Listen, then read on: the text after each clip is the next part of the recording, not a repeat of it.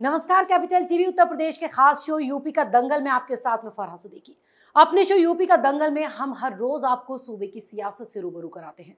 आज बात करेंगे बसपा के प्रबुद्ध वर्ग सम्मेलन के समापन समारोह की, क्योंकि इसमें खुद बसपा मुखिया मायावती पहुंची तो ये काफी खास रहा।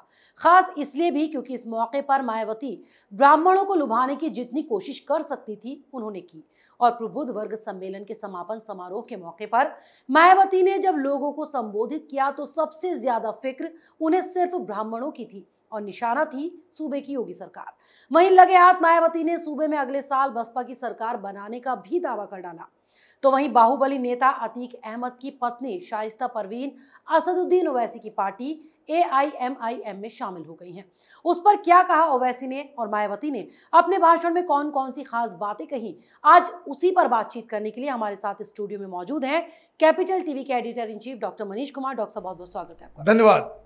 डॉक्टर साहब, आज मायावती सबसे पहले तो दलितों की बात करती नजर आई कि दलितों पर मुझे गर्व है, और मुश्किल से मुश्किल वक्त में दलितों ने जिस तरह से साथ दिया, कभी पार्टी का साथ नहीं छोड़ा, यानी आज पूरी तरह से उन्हें अपने पाले में लाने की कोशिश कर रही थी। ब्राह्मणों पर भी उन्होंने ट्राई किया, उस पर आगे बात करेंगे, लेकिन पहले दलितों की बात। देखिए, मायावती ने क्या कहा इस पे तो मैं आऊँगा, लेकिन बहुत सारी एजेंसियां जैसे जैसे टेक्नोलॉजी बढ़ती चली जा रही हैं, डे टू डे यूपी के अंदर क्या सिचुएशन है, किस पार्टी की कितनी सीटें आ रही हैं नहीं आ रही हैं, वो लगातार 2-4 इस तरह की एजेंसियां हैं वो उस पर काम कर रही हैं, और लकीली हमें उसका एक्सेस मिला है, जिससे हमको समझ में आ रहा है कि भाई आखिर जो ABP सी वोटर का जो सर्वे आया तो उसमें सीटें मिल रही थी कितनी भारतीय जनता पार्टी को। भारतीय जनता पार्टी को सीटें मिल रही थी 270 के आसपास, 100 के आसपास समाजवादी पार्टी और 30 के आसपास बसपा को। जो करंट जो चल रहा है मसला, उसमें बीजेपी के पास 320 सीटें आ रही हैं, 70 सीटें समाजवादी पार्टी और 20 के आसपास मायावती को मिल रही है। और मायावती दावा कर रही है सरकार बनाने का। अब आपने कहा कि भाई ये तो, और मैं आपको बता दूं, इस तरह के सर्वेज हर पार्टी जो सरकार बनाने में इच्छुक है, जो जैसे कि आम आदमी पार्टी है, वहाँ पे ऐसे ही 12th मैन की तरह खेल रही है अपना खेल, ट्राई कर रहे हैं कुछ टिकट इधर बेच दिया उधर बेच दिया। ओवैसी साहब हैं जिनके बारे में चर्चा करेंगे, भाई 100 सीट पे लड़ाएंगे, ये जीतेंगे वो जीतेंगे, लेकिन बसपा सपा और बीजेपी वो तो दावेदार में से हैं। तो इसलिए इस तरह के आंकड़े, इस तरह के सर्वे, इस तरह की चीज़ें, इस तरह का रिसर्च डेली बेसिस पे उनको मिलता है इलाके वाइज, हर इलाके में, क्योंकि बहुत ही ज़्यादा प्रोफेशनल होता चला जा रहा है इलेक्शन। अब ऐसे माहौल में मायावती स्वयं आई। प्रबुद्ध वर्ग सम्मेलन, इसका नाम तो शुरू में इन्होंने रखा था कि ब्राह्मण सम्मेलन। अयोध्या से शुरू हुआ, आज समापन हो गया, और ब्राह्मण आए नहीं। जब ब्राह्मणों की संख्या वहां पे नदारद होने लगी तो इन्होंने कह दिया प्रबुद्ध वर्ग।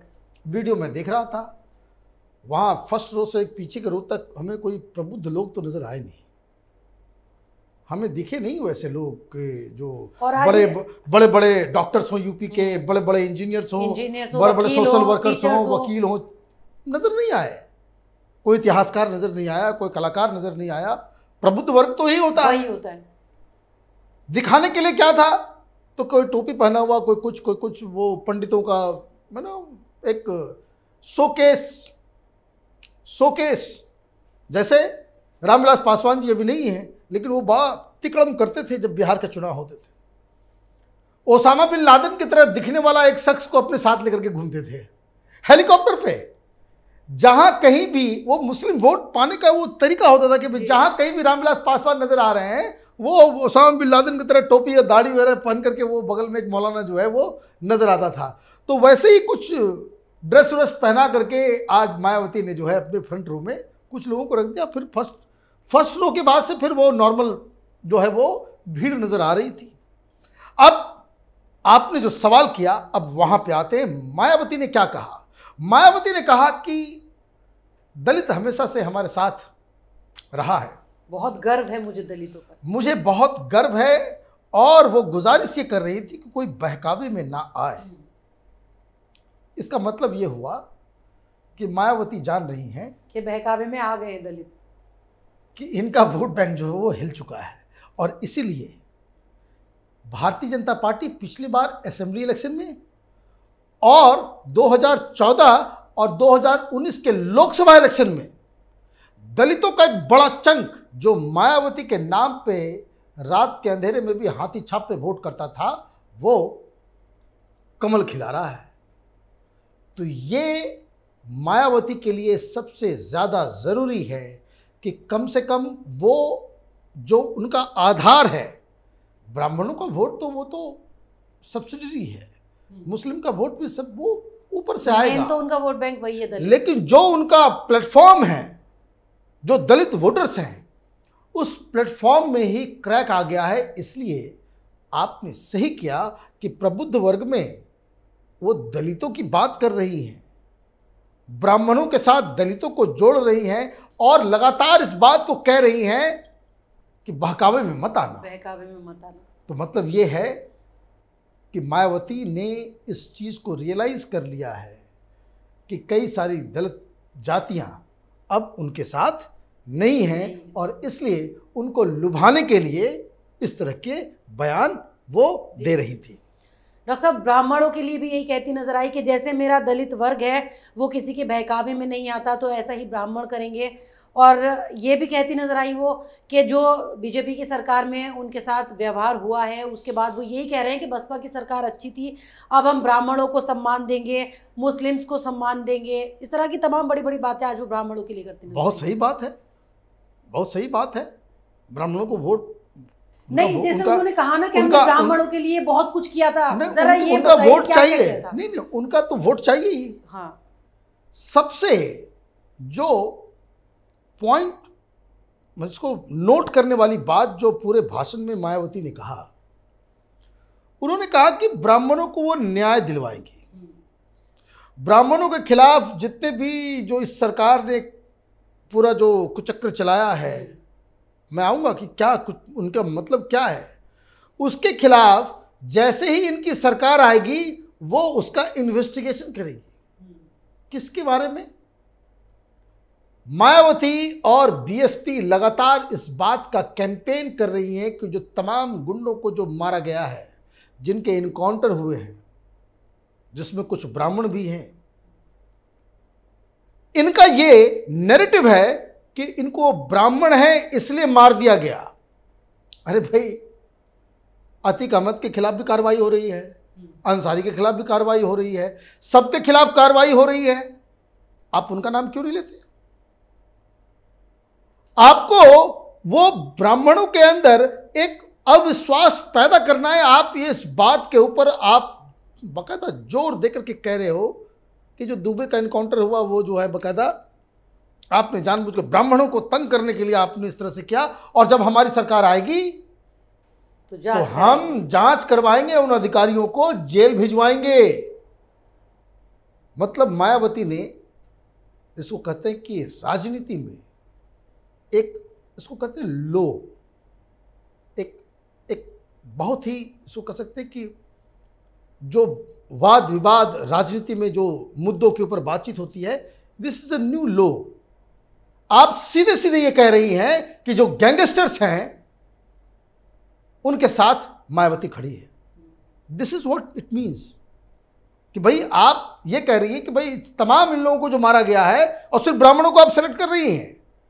बुलडोजर तो चल रहे थे हर जगह, और ये एक ऐसी बात है, ब्राह्मणों का वोट आए या ना आए, मायावती इस तरह की बातें करके नॉन ब्राह्मण वोटर्स जो हैं उसको बाकायदा भारतीय जनता पार्टी के पाले में धकेल के पहुंचा रही हैं। और क्योंकि ये जो तमाम तरह के जो गुंडे हैं, वो गुंडे, जैसे ये दुबे का जो मसला था, भाई सबसे ज्यादा हत्याएं उसने किसकी की? ब्राह्मणों की। किसकी जमीन को उसने सबसे ज्यादा छीना? ब्राह्मणों की। नहीं, तो ये जो अगर उनको उसके साथ कोई दुर्घटना हो जाता है, अगर पुलिस जो है वो कार्रवाई भी करती भी है, तो पूरा देश, पूरा शहर, पूरा यूपी उसकी मौत के ऊपर तो जश्न मना रहा है। लेकिन आपको वो ट्विस्ट करना है, ये जातिगत राजनीति का एक नया लो है। मैं इसलिए कह रहा हूं क्योंकि भाई अगर आपको ये कहना है कि भाई दो तरह से ये मुद्दे उठाए जा सकते हैं। एक, आप ये कहें कि योगी सरकार ने कानून को ताक पर रख करके इलीगल एनकाउंटर करवाए हैं, ये तो कह नहीं, कस्टोडियल डेथ हुआ है। आप ये कहिए कि भाई कानून का उल्लंघन किया गया है, योगी सरकार ने जो है बकायदा ये कानून की परवाह, कोर्ट की परवाह, संविधान की परवाह, ह्यूमन राइट्स की परवाह किए बगैर आपने सिर्फ और सिर्फ लोगों को खत्म करने का जो है एक अभियान चला दिया। हम वापस आएंगे तो वो तमाम कस्टोडियल डेथ, वो तमाम इलीगल एनकाउंटर, वो तमाम जो जितने भी उसकी जांच करवाए, तब तो बात समझ में आती है। आप कह क्या रही हैं सिर्फ ब्राह्मणों के केस में? भाई क्यों?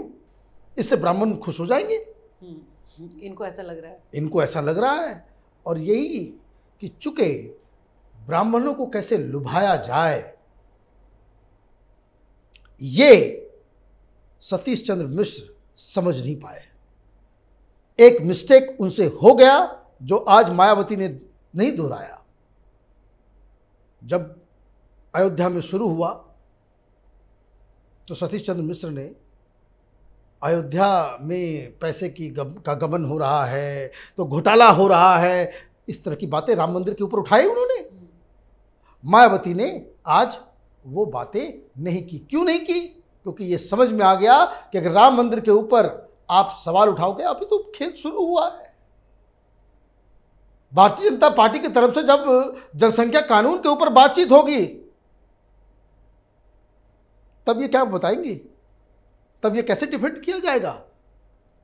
तो एक कोशिश मायावती की ये रही कि एक तो ब्राह्मण सम्मेलन फेल हो गया, तो आपने प्रबुद्ध वर्ग सम्मेलन कर दिया, उसमें दलित आपके साथ हैं ये बताने की कोशिश उन्होंने की, और दूसरा ब्राह्मण आपके साथ नहीं है और इसलिए ब्राह्मणों को जो है आप उनकी भावनाओं को भड़का के कैसे समर्थन लिया जाए, उसकी जुगत में वो कोशिश करती हुई नजर आए। इसके अलावा कुछ नहीं हुआ।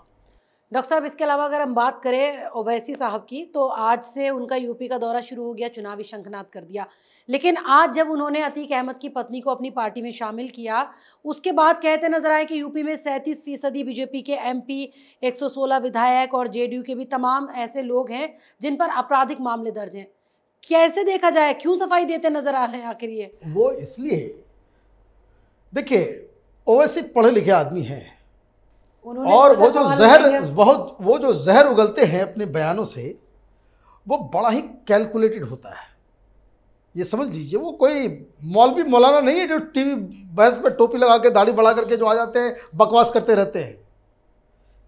ये पढ़े लिखे बड़े ही, जिसको कह सकते हैं कि चतुर राजनीतिज्ञ हैं ये। पहली चीज ये कि अतीक अहमद की पत्नी को उन्होंने अपने साथ लिया, तो आप समझिए कि अतीक अहमद तो भाई कितने साल, 5 बार वो एमएलए रहे हैं। समाजवादी पार्टी के वो एक धरोहर हैं। अतीक अहमद हो, अंसारी हो, आजम खान हो, इन्हीं लोगों के बदौलत तो मुस्लिम वोट के ऊपर बकायदा पार्टी खुश होती है। समाजवादी पार्टी जो है उसी का, इन्हीं के बदौलत तो इतना ज्यादा कूद फांद मचाती है।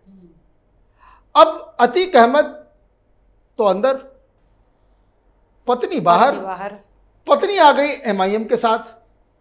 भाई समाजवादी पार्टी को आपने जोर का झटका दे दिया। कुछ बोलने की आवश्यकता नहीं है। अतीक अहमद के सारे सपोर्टर्स जो हैं, जहां जहां भी यूपी के अंदर में होंगे, वो वहीं जाएंगे। अब वो जो है वो इनके साथ चले गए। खुदा न खास्ते अंसारी वगैरह कहीं से कोई रिश्तेदार वगैरह को उन्होंने जोड़ लिया, एक और मुसीबत आ जाएगी। अब मुस्लिम युवाओं के बीच और कट्टरपंथियों के बीच ओवैसी पॉपुलर हैं, ये मानना पड़ेगा। वो जो बातें कहते हैं मुसलमानों के दिल तक पहुंच रही है, ये भी मानना पड़ेगा। वो बात और है कि उनको वोट नहीं मिलता, वो इसलिए नहीं मिलता क्योंकि मुसलमान वोट वही करते हैं जो भारतीय जनता पार्टी को हराए। लेकिन इससे मतलब ये नहीं है कि वो कभी जो टीएमसी को वोट दे देती है, कभी आरजेडी को दे देती है, या फिर मुस्लिम वोटर्स जो है वो समाजवादी पार्टी को दे देते हैं, कहीं कहीं कांग्रेस को दे देते हैं। इसका मतलब ये नहीं कि वो उनकी विचारधारा, उनकी आइडियोलॉजी से इत्तेफाक रखते हैं। इत्तेफाक तो वो ओवैसी के विचारों से ही रख रहे हैं, लेकिन वोटिंग उसको कहते हैं टैक्टिकल वोटिंग करते हैं। ये इस वर्ड को याद रखिए, मुसलमानों के बीच जो है बड़ा ये हिसाब किताब से शब्द का इस्तेमाल होता है, टैक्टिकल वोटिंग, है कि नहीं? ये टैक्टिकल वोटिंग करना है, टैक्टिकल वोटिंग। तो ये टैक्टिकल वोटिंग की वजह से, लेकिन आपने जो सवाल किया कि भाई अतीक अहमद की पत्नी को आपने पार्टी में शामिल किया और आंकड़ा लेकर के खड़े हो गए।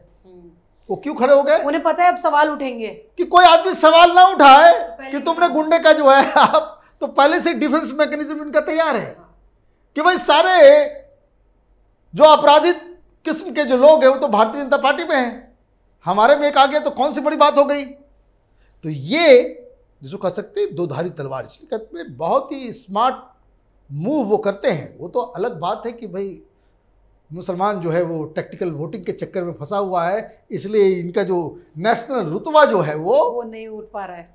लेकिन जहाँ कहीं भी, मैं आपको एक और गूढ़ बात बता दूं, यूपी में बिहार की तरह ही ओवैसी कुछ कमाल दिखाएंगे कुछ सेक्शंस में। बिहार में जो पैटर्न रहा है कि उन्होंने 6 सीटें जीत ली। कहाँ कहाँ जीती उन्होंने? तो पूर्वांचल के इलाकों में, सीमांचल उसको कहते हैं, सीमांचल जो बंगाल, बांग्लादेश से सटा हुआ बिहार का जो इलाका है, वहाँ पे जो किशनगंज है, पूर्णिया है, इस तरह का जो इलाका है, वो वहाँ पे 76-78% के आसपास मुस्लिम वोटर्स हैं। तो भारतीय जनता पार्टी किसी भी कीमत में वहाँ जीत नहीं सकती, तो वहाँ पे ये जीत गए। और जो बाकी हिंदू भी है उसमें बहुत सारा जनसंख्या जो है वो यादवों की है। तो वहाँ पे बीजेपी को ही वोट हराने के लिए वोटिंग करना है, वो स्थिति नहीं होती। वहाँ सबको मालूम है जीतेगा वही जो मुस्लिम होंगे। बीजेपी को हराने के लिए उस तरह के पॉपुलेशन, जब डेमोग्राफी इस तरह का हो, वहाँ पे टैक्टिकल वोटिंग करने की आवश्यकता नहीं होती। और जहाँ पे टैक्टिकल वोटिंग करने की आवश्यकता नहीं होती, वहाँ अगर ओवैसी है तो वो जीत जाएंगे, तो वो फट से जीत जाते हैं। क्या सारे मुस्लिम जो है वो, यूपी में भी ऐसी बहुत जगह हैं। यूपी में भी इस तरह के बहुत सारे कंस्टिट्यूंसीज हैं जहाँ पे 75% से ज़्यादा वोटर्स जो हैं उस कंस्टिट्यूंसी में मुसलमान हैं। उसको अगर ओवैसी टारगेट करेंगे, उन जगहों पे भी वो चुनाव जीतने में बाकायदा सफल होंगे, ये मेरा अनुमान है। इसलिए उन्होंने आज कहा कि वो 100 सीटों पे लड़ेंगे और जीतेंगे, वैसे जीतने के का दावा तो मायावती हर कोई करता है, ये तो उनका ये है। लेकिन मेरी जो अपनी अंडरस्टैंडिंग है कि जिन जगहों पे 70% से ज़्यादा मुस्लिम वोटर्स हैं और ओवैसी का वहाँ पे कैंडिडेट अगर हैं, तो ये जो सेकुलर पार्टियां हैं, ये जो समाजवादी पार्टी है या फिर कोई और है, इन लोगों को उन जगहों पे मुस्लिम वोट पाने में काफ़ी दिक्कत होगी। डॉक्टर साहब चलिए, बहुत बहुत शुक्रिया हमारे साथ कार्यक्रम में। धन्यवाद। तो जहां उत्तर प्रदेश में अगले साल होने वाले विधानसभा चुनाव को देखते हुए AIMIM के नेता असदुद्दीन ओवैसी 3 दिन के यूपी दौरे पर हैं और बाहुबली नेता अतीक अहमद की पत्नी शाइस्ता परवीन को पार्टी में शामिल कर ओवैसी ने अयोध्या से अपनी पार्टी का चुनावी शंखनाद किया। तो वहीं मायावती सूबे में फिर से सरकार बनाने के ख्वाब पाले बैठी हैं। इतना ही नहीं, मायावती तो सूबे में सरकार बनाने के बाद बीजेपी के कृषि कानून भी वापस लेंगी और ब्राह्मणों को भी सम्मान देंगी। और तो और वो मोहन भागवत से ये भी पूछ रही हैं कि जब हिंदू और मुसलमानों के पूर्वज एक हैं, तो RSS और बीजेपी मुसलमानों के साथ दूसरा रवैया क्यों अपना रही है। यानी अचानक से अब मायावती को ये सब कुछ याद आ गया। फिलहाल हमारे इस प्रोग्राम में इतना ही, लेकिन आपको अगर हमारा प्रोग्राम पसंद आया तो इसे लाइक करें, शेयर करें और उत्तर प्रदेश चुनाव से जुड़ी हर खबर को जानने के लिए कैपिटल टीवी के साथ साथ कैपिटल टीवी उत्तर प्रदेश को सब्सक्राइब करना ना भूलें। अगर आपको हमारा वीडियो पसंद आया हो तो इसे लाइक करें, हमारे चैनल को सब्सक्राइब करें और हाँ, बेल आइकन दबाना ना भूलें ताकि आप तक हमारे वीडियो की नोटिफिकेशन पहुंचती रहे। आप अपना सुझाव हमें कमेंट बॉक्स में दे सकते हैं। हमारे साथ जुड़ने के लिए शुक्रिया।